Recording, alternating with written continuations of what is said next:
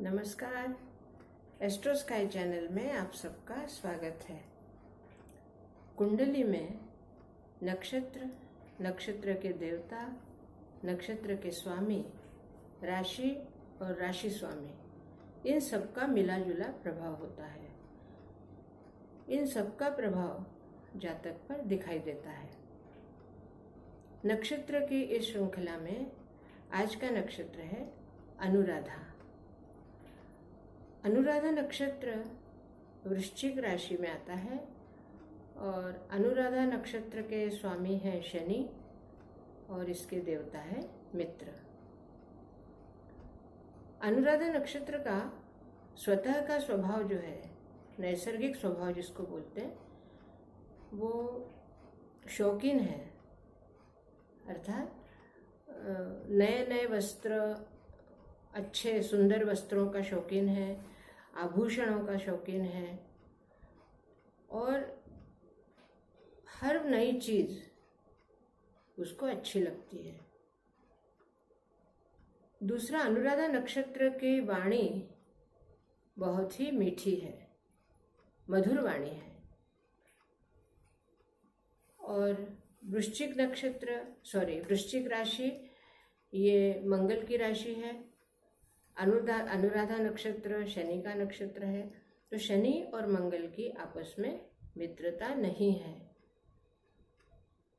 अब मान लो इस नक्षत्र में अगर चंद्रमा है तो उस जातक की राशि तो वृश्चिक होगी, लेकिन उसका मन कैसा होगा?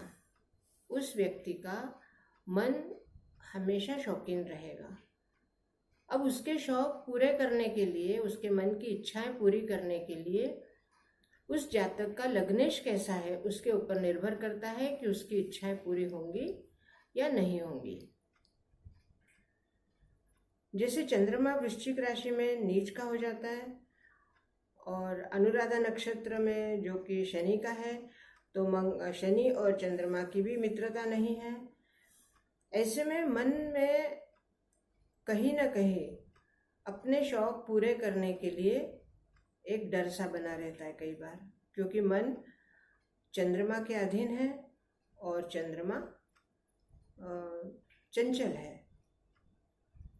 क्योंकि जल राशि का होने की वजह से, जैसे जल एकदम बहुत ज़्यादा संवेदनशील होता है, इसी तरह मन भी संवेदनशील है। और ऐसे में अगर उसकी इच्छाएं पूरी नहीं होती तो वो उदास हो जाता है।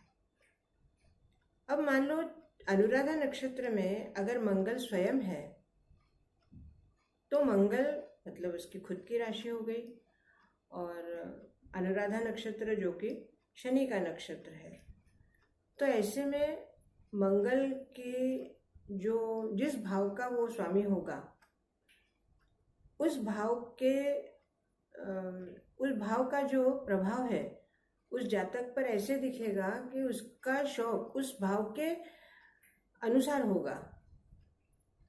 जैसे मान लो मंगल तृतीय स्थान का स्वामी है और वह वृश्चिक राशि के अनुराधा नक्षत्र में है, तो वो उसका शौक कैसे होगा कि पराक्रम करने में, क्योंकि वो पराक्रम स्थान का स्वामी है। और वैसे भी मंगल तृतीय स्थान का जो उनका नैसर्गिक स्थान है वो सहज स्थान माना जाता है, पराक्रम का स्थान।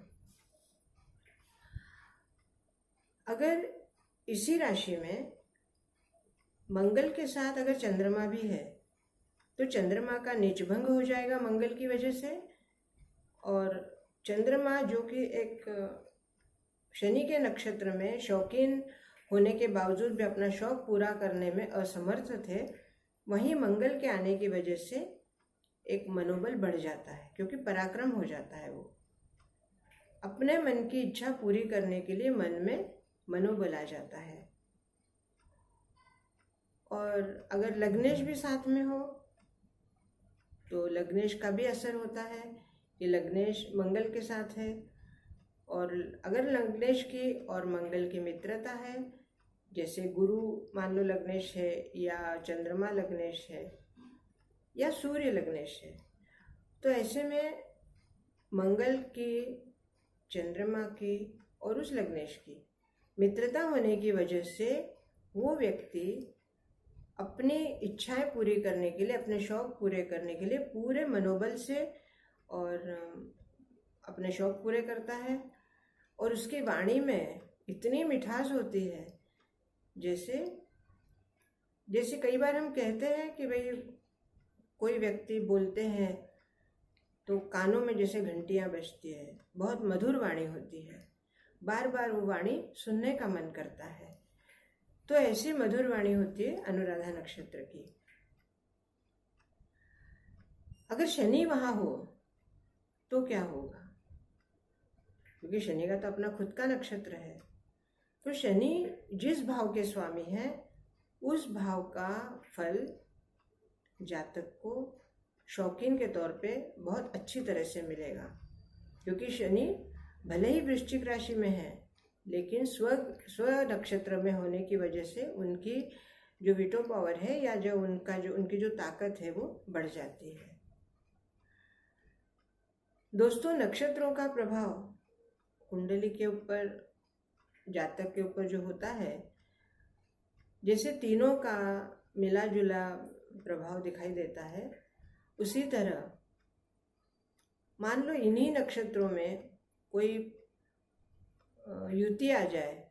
जैसे मैंने अभी कहा कि चंद्र मंगल है, तो चंद्र मंगल अगर दोनों एक ही नक्षत्र में, जैसे अनुराधा नक्षत्र में ही हो, तो उसका प्रभाव बहुत ज़्यादा मनोबल और पराक्रम उस व्यक्ति में बहुत ज़्यादा दिखाई देंगे।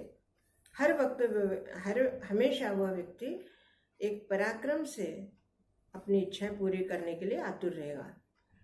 लेकिन वृश्चिक राशि में ही अगर चंद्रमा आगे, मतलब ज्येष्ठ नक्षत्र में आ जाए और अनुराधा नक्षत्र में शनि हो और वहीं पर मंगल हो, जैसे चंद्र, मंगल और शनि तीन अलग अलग नक्षत्रों में है, तो उनकी युति तो नहीं कही जाएगी। अगर डिग्रियों में मान लो 12 डिग्री के अंदर ग्रह हैं तो युति हो जाएगी, लेकिन अगर 12 डिग्री से अंतर ज़्यादा है तो युति नहीं होगी। ऐसे में तीनों ग्रहों के जो भाव हैं उस जातक के ऊपर अपनी अपनी दशाओं में उसके प्रभाव दिखाई देंगे। जैसे मंगल है तो मंगल की महादशा में या मंगल के अंतर्दशा में उसका प्रभाव दिखेगा। चंद्र है तो चंद्र का प्रभाव वैसे उसके मन के ऊपर दिखेगा। और शनि जो कि काल पुरुष में कर्म और लाभ स्थान के स्वामी हैं, और उस व्यक्ति के कुंडली में शनि जिस भाव के स्वामी होंगे उस भाव के प्रभाव उसकी महादशा या अंतर्दशा में दिखाई देंगे। जब किसी भी राशि में एक, दो या दो से अधिक ग्रह होते हैं तो सभी ग्रहों का मिला जुला प्रभाव जब जातक पर दिखाई देता है तो जातक कहीं ना कहीं असमंजस में हो जाते हैं, क्योंकि एक ग्रह का प्रभाव कुछ और है, दूसरे ग्रह का प्रभाव कुछ और है।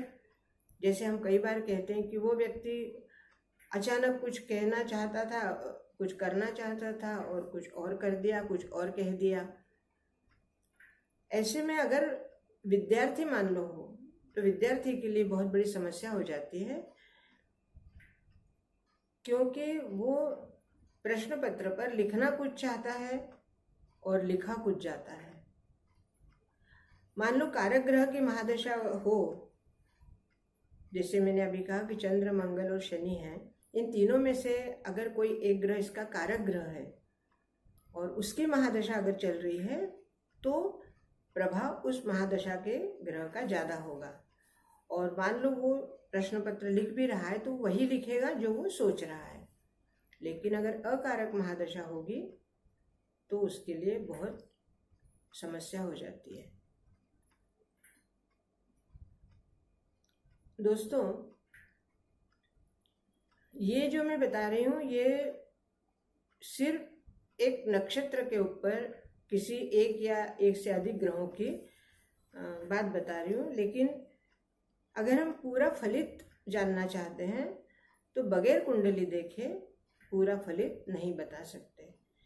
क्योंकि सिर्फ एक ग्रह या एक नक्षत्र के ऊपर कोई ग्रह है तो बाकी उसके ग्रहों का जो प्रभाव है, उसकी किस ग्रह की उसके ऊपर दृष्टि आ रही है और गोचर में उसका प्रभाव क्या है, गोचर में कौन से स्थान पर वो ग्रह आ रहा है जो इस समय मतलब उसकी कुंडली में अनुराधा नक्षत्र पे है, लेकिन गोचर में मान लो वो कहीं उसके विपरीत नक्षत्र में चला जाता है। जैसे नक्षत्रों की भी मैंने पिछली बार एक वीडियो में तालिका बताई थी, उसमें आपको पता चलेगा कि नक्षत्रों का 9 भाव क्या होते हैं।